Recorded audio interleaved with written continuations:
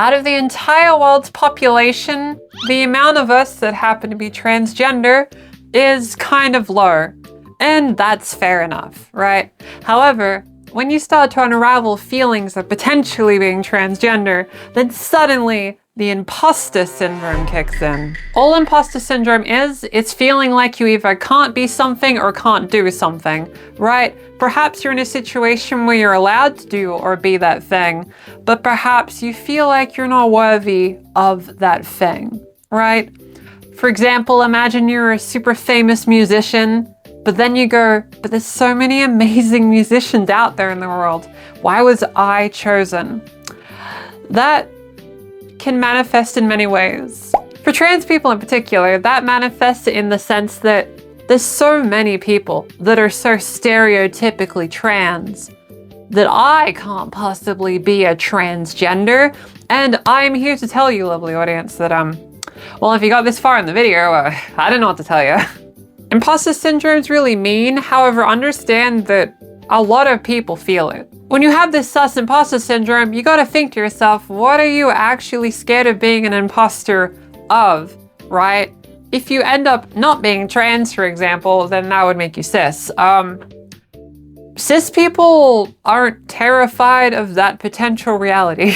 No, cis people don't ponder what they would do if they found out that they ended up being cis all along. That's not what people do. You don't have to be a certain kind of person to be allowed to be trans or to be truly trans.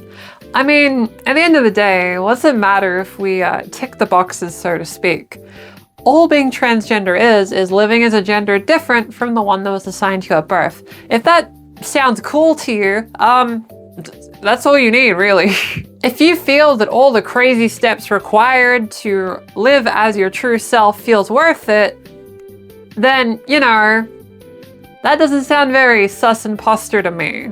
Imposter implies that it would be so awful to find out that we're secretly not trans. If the mere thought of waking up one day and suddenly your transness is gone is a concern or even an outright fear, that's probably because that's an important part of you. Okay, realistically, can you imagine a cis guy waking up, staring at the ceiling, realizing he isn't trans, and he just says to himself, dang it, I thought I was trans this whole time. Cis people don't do that.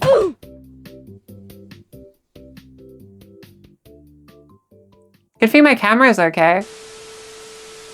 Let's pretend that didn't happen, shall we? Is now a bad time to ask you to like, comment, and subscribe? That'd be pretty cool. If you're afraid of it all being a lie, a mere illusion, what exactly would you be upset about if it was? You know what I mean? By all accounts, living as a cis person is easier if it's what works for you, you know what I mean?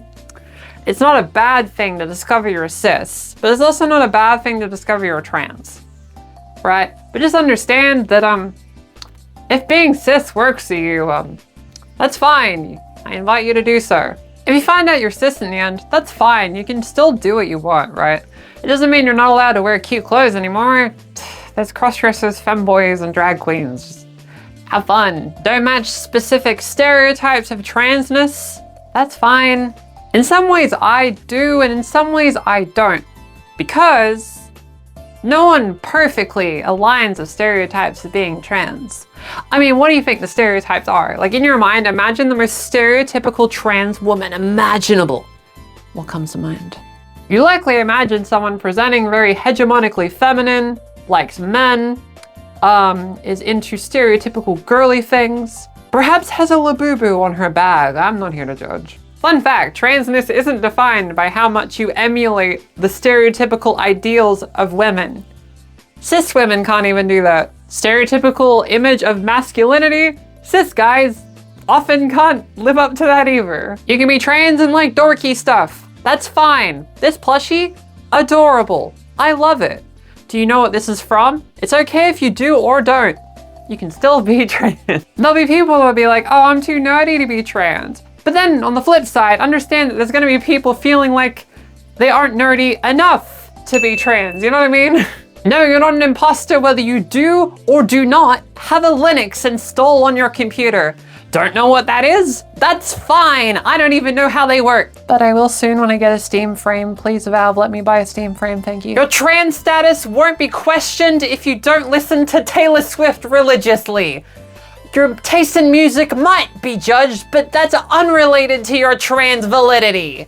Ever had someone say, oh, you don't really seem very trans? I guarantee you every trans person has had someone say that at least once. Oh, but you didn't seem trans in childhood. That's probably because if you deviated from the norms of the gender that was assigned to you at birth, you would have been met with ridicule. Back in my day, there wasn't this many transgender women in my local community. Now I'm the only cis man left at the Magic the Gathering tournament. Don't like stereotypical feminine clothes? That's fine. Don't like stereotypical masculine clothes? That's fine too. Wear what you want. If you want to transition, you can transition. Feel like you're not trans enough? Well, that's probably being trans enough. If I could tell you right now, blankly to your face, oh, yeah, you can trans, that's fine. You'd be like, oh, yippee, you know what I mean? How would you react to a validation where someone said the phrase, oh, you seem extremely trans? Does that bring you a feeling of joy, a yippee? If so, that's something to consider. What about when someone says you seem more like your assigned gender at birth? Does that bring a feeling of sadness? Maybe look into that. Feeling like we have to reach an idealized standard of our gender is just gonna lead to gatekeeping and a lot of us putting each other down and saying, I'm more trans, haha. What does that solve? That's not fun. Can you imagine being at like a trans meetup and everyone sits at the table and they debate who's the most trans? That's kind of lame. There's more to life than seeming so impossibly cis, but the gender you're going for. You know what I mean? My happiness is not defined by how successfully I appear like a cis woman to other people, right?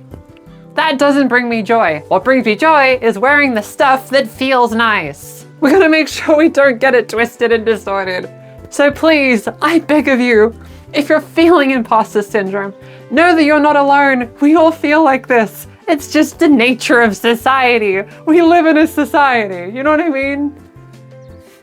Perhaps we're all imposters.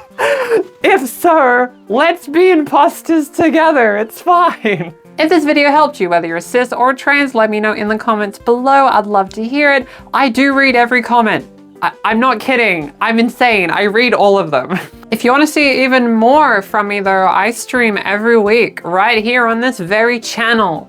You can see me live stream all sorts of stuff like dancing, video games, that sort of thing. We actually run a poll every week to decide what game I play, so you never know what to expect really. That said, when you're watching this, I'm probably away somewhere. So I'd be on a streaming hiatus by then, but like I'll be back on the date on the screen. The main other self-promoties to highlight is I have a Blue Sky because Blue Sky is like Twitter, but cooler. And I also have a TikTok that hasn't really caught on yet, and that's okay. We also have a Patreon if you want videos even quicker. You can watch the very next one immediately. Wow, the future is now. I also have a Patreon if you want to support my efforts to get a Steam frame and get my way through university. As always, stay hydrated and know that you are valid. I'll see you next week. Yeah, that was good.